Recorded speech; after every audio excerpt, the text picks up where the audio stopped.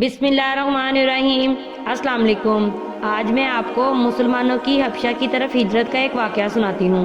مسلمانوں کو اور ان کے سردار فخر دو عالم صلی اللہ علیہ وآلہ وسلم کو جب کفار سے تکالیف ہی پہنچتی رہی اور آئے دن ان میں بجائے کمی کے اضافہ ہی ہوتا رہا، تو حضور صلی اللہ علیہ وآلہ وسلم نے صحابہ رضی اللہ تعالیٰ عنہ کو اس کی اجازت فرما دی کہ وہ یہاں سے کسی دوسری جگہ چلے جائیں، تو بہت سے حضرات نے حبشہ کی طرف ہجرت فرمائی۔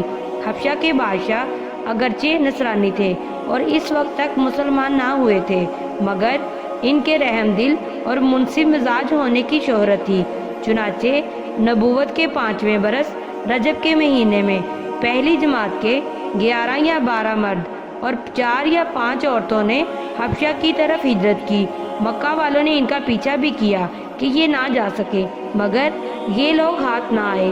وہاں پہنچ کر ان کو یہ خبر ملی کہ مکہ والے سب مسلمان ہو گئے اور اسلام کو غلبہ ہو گیا۔ اس خبر سے یہ حضرات بہت خوش ہوئے اور اپنے وطن واپس آ گئے، لیکن مکہ مکرمہ کے قریب پہنچ کر معلوم ہوا کہ یہ خبر غلط تھی اور مکہ والے اس طرح بالکل اس سے بھی زیادہ دشمنی اور تکلیفیں پہنچانے میں مصروف ہیں، تو بڑی دقت ہوئی۔ ان میں سے بعض حضرات وہیں سے واپس ہو گئے اور بعض کسی کی پناہ لے کر مکہ مکرمہ میں داخل ہوئے۔ یہ حبشہ کی پہلی ہجرت کہلاتی ہے۔ اس کے بعد ایک بڑی جماعت نے، جو 83 مرد اور 18 عورتیں بتائی جاتی ہیں، متفرق طور پر ہجرت کی اور یہ حبشہ کی دوسری ہجرت کہلاتی ہے۔ بعض صحابہ رضی اللہ تعالیٰ عنہ نے دونوں ہجرتیں کی اور بعض نے ایک۔ کفار نے جب یہ دیکھا کہ یہ لوگ حبشہ میں چین کی زندگی بسر کرنے لگے تو ان کو اور بھی غصہ آیا اور بہت سے تحفے تحائف دے کر نجاشی بادشاہ حبشہ کے پاس ایک وفد بھیجا، جو بادشاہ کے لیے بھی بہت سے تحفے لے کر گیا اور اس کے خواص اور پادریوں کے لیے بھی بہت سے ہدیے لے کر گیا۔ جا کر اول حکام اور پادریوں سے ملا اور ہدیے دے کر ان سے بادشاہ کے یہاں اپنی سفارش کا وعدہ لیا، اور پھر بادشاہ کی خدمت میں یہ وفد حاضر ہوا۔ اول بادشاہ کو سجدہ کیا اور پھر تحفے پیش کر کے اپنی درخواست پیش کی، اور رشوت خور حکام نے تائید کی۔ انہوں نے کہا کہ اے بادشاہ، ہماری قوم کے چند بے وقوف لڑکے اپنے قدیمی دین کو چھوڑ کر ایک نئے دین میں داخل ہو گئے، جس کو نہ ہم جانتے ہیں نہ آپ جانتے ہیں، اور آپ کے ملک میں آ کر رہنے لگے۔ ہم کو شرفائے مکہ نے اور ان لوگوں کے باپ، چچا اور رشتہ داروں نے بھیجا ہے کہ ان کو واپس لائیں، آپ ان کو ہمارے سپرد کر دیں۔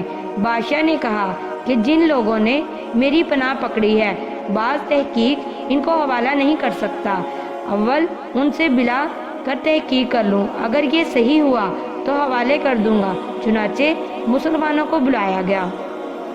مسلمان اول بہت پریشان ہوئے کیا کریں، مگر اللہ کے فضل نے ان کی مدد کی اور ہمت سے یہ طے کیا کہ چلنا چاہیے اور صاف بات کہنا چاہیے۔ بادشاہ کے یہاں پہنچ کر سلام کیا۔ کسی نے اعتراض کیا کہ تم نے بادشاہ کو آداب شاہی کے موافق سجدہ نہیں کیا۔ ان لوگوں نے کہا، ہم تو ہمارے نبی صلی اللہ علیہ وآلہ وسلم نے اللہ کے سوا کسی کو سجدہ کرنے کی اجازت نہیں دی۔ اس کے بعد بادشاہ نے ان سے حالات دریافت کیے۔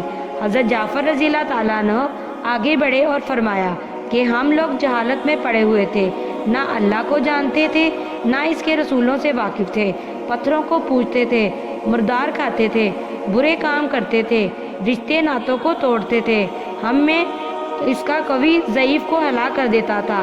ہم اسی حال میں تھے کہ اللہ نے اپنا ایک رسول بھیجا، جس کے نسب کو، اس کی سچائی کو، اس کی ایمانداری کو، پرہیزگاری کو ہم خوب جانتے ہیں۔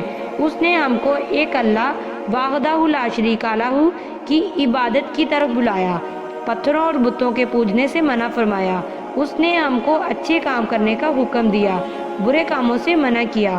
اس نے ہم کو سچ بولنے کا حکم دیا، امانت داری کا حکم دیا، صلہ رحمی کا حکم کیا، پڑوسی کے ساتھ اچھا برتاؤ کرنے کا حکم دیا، نماز، روزہ، صدقہ خیرات کا حکم دیا، اور اچھے اخلاق کے تعلیم کیے۔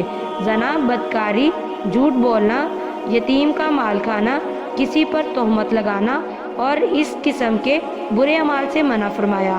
ہم کو قرآن پاک کی تعلیم دی، ہم اس پر ایمان لائے اور اس کے فرمان کی تعمیل کی، جس پر ہماری قوم ہماری دشمن ہو گئی اور ہم کو ہر طرح ستایا۔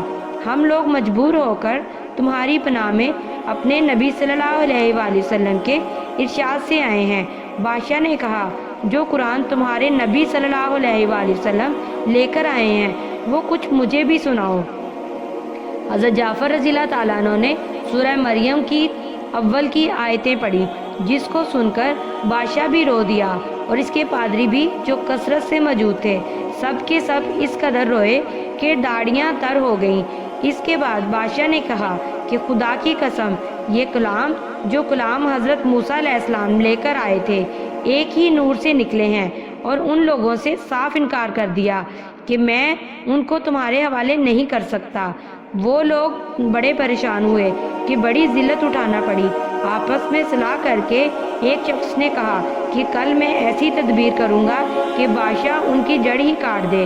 ساتھیوں نے کہا بھی کہ ایسا نہیں چاہیے، یہ لوگ اگرچہ مسلمان ہو گئے مگر پھر بھی رشتہ دار ہیں، مگر اس نے نہ مانا۔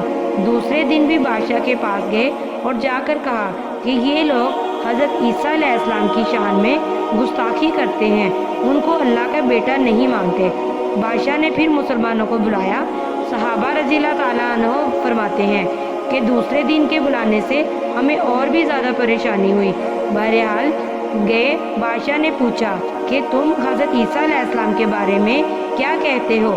انہوں نے کہا، وہی کہتے ہیں جو ہمارے نبی صلی اللہ علیہ وآلہ وسلم پر ان کی شان میں نازل ہوا کہ وہ اللہ کے بندے ہیں، اس کے رسول ہیں، اس کی روح ہیں اور اس کے کلمہ ہیں، جس کو خدا نے کنواری اور پاک مریم علیہ السلام کی طرف ڈالا۔ نجاشی نے کہا، حضرت عیسیٰ علیہ السلام بھی اس کے سوا کچھ نہیں فرماتے۔ پادری لوگ آپس میں کچھ چک چک کرنے لگے۔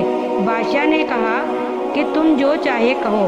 اس کے بعد نجاشی نے ان کے تحفے واپس کر دیے اور مسلمانوں سے کہا، تم امن سے ہو، جو تمہیں ستائے اس کو تاوان دینا پڑے گا، اور اس کا اعلان بھی کرا دیا کہ جو شخص ان کو ستائے گا اس کو تاوان دینا ہوگا۔ اس کی وجہ سے وہاں کے مسلمان کا اکرام اور بھی زیادہ ہونے لگا اور اس وفد کو ذلت سے واپس آنا پڑا۔ تو پھر کفار مکہ کا جتنا بھی غصہ جوش کرتا ظاہر ہے، اس کے ساتھ ہی حضرت عمر رضی اللہ تعالیٰ عنہ کے اسلام لانے سے ان کو اور بھی جلا رکھا تھا، اور ہر وقت اس فکر میں رہتے کہ لوگوں کو ان سے ملنا جلنا بند ہو جائے اور اسلام کا چراغ کسی طرح بجھے۔ اس لیے سرداران مکہ کی ایک بڑی جماعت نے آپس میں مشورہ کیا کہ اب کھلم کھلا محمد صلی اللہ علیہ وآلہ وسلم کو قتل کر دیا جائے۔ لیکن قتل کر دینا بھی آسان کام نہ تھا، اس لیے کہ بنو ہاشم بھی بڑے جتھے اور اونچے طبقے کے لوگ شمار ہوتے تھے۔ وہ اگرچہ اکثر مسلمان نہیں ہوئے تھے، لیکن جو مسلمان نہیں تھے وہ بھی حضور صلی اللہ علیہ وآلہ وسلم کے قتل ہو جانے پر آمادہ نہیں تھے۔ اس لیے ان سب کفار نے مل کر ایک معاہدہ کیا کہ سارے بنو ہاشم اور بنو مطلب کا بائیکاٹ کیا جائے، نہ ان کو کوئی شخص اپنے پاس بیٹھنے دے، نہ ان سے کوئی خرید و فروخت کرے، نہ بات چیت کرے، نہ ان کے گھر جائے، نہ ان کو اپنے گھر میں آنے دے، اس وقت تک صلح نہ کی جائے جب تک کہ وہ حضور صلی اللہ علیہ وآلہ وسلم کو قتل کے حوالے نہ کر دیں۔ یہ معاہدہ زبانی ہی گفتگو پر ختم نہیں ہوا، بلکہ یکم محرم 7 نبوی کو ایک معاہدے کی تحریری لکھ کر بیت اللہ میں لٹکایا گیا تاکہ ہر شخص اس کا احترام کرے اور اس کو پورا کرنے کی کوشش کرے۔ اس معاہدے کی وجہ سے 3 برس تک یہ سب حضرات 2 پہاڑوں کے درمیان ایک گھاٹی میں نظر بند رہے کہ نہ کوئی ان سے مل سکتا تھا، نہ یہ کسی سے مل سکتے تھے، نہ مکہ کے کسی آدمی سے کوئی چیز خرید سکتے تھے، نہ باہر سے آنے والے کسی تاجر سے مل سکتے تھے۔ اگر کوئی شخص باہر نکلتا تو پیٹا جاتا اور کسی ضرورت کا اظہار کرتا تو صاف جواب پاتا۔ معمولی سا سامان غلہ وغیرہ جو ان لوگوں کے پاس تھا وہ کہاں تک کام دیتا۔ آخر فاقوں پر فاقے گزرنے لگے اور عورتیں اور بچے بھوک سے بے تاب ہو کر روتے اور چلاتے اور ان کے اعضاء کو اپنی بھوک اور تکالیف سے زیادہ ان بچوں کی تکالیف ستاتی۔ آخر 3 برس کے بعد اللہ کے فضل سے وہ صحیفہ دمشق کی نظر ہوا اور ان حضرات کی یہ مصیبت دور ہوئی۔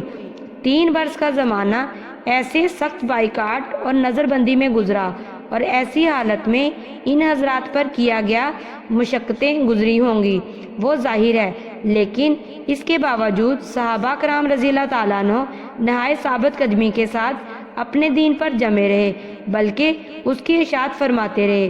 یہ تکالیف اور مشقتیں ان لوگوں نے اٹھائی ہیں جن کے آج ہم نام لیوا کہلاتے ہیں، اور اپنے آپ کو ان کا متنبع بتلاتے ہیں اور سمجھتے ہیں کہ ہم لوگ ترقی کے باب میں صحابہ کرام رضی اللہ تعالیٰ عنہ جیسی ترقیوں کے خواب دیکھتے ہیں، لیکن کسی وقت ذرا غور کر کے یہ سوچنا چاہیے کہ ان حضرات نے قربانیاں کتنی فرمائی اور ہم نے دین کی خاطر، اسلام کی خاطر، مذہب کی خاطر کیا کیا۔ کامیابی ہمیشہ کوشش اور صحیح کے مناسب ہوتی ہے۔ ہم لوگ چاہتے ہیں کہ عیش و آرام، بد دینی اور دنیا طلبی میں کافروں کے دوش بدوش چلیں اور اسلامی ترقی میں ہمارے ساتھ ہو۔ یہ کیسے ہو سکتا ہے؟ جزاک اللہ۔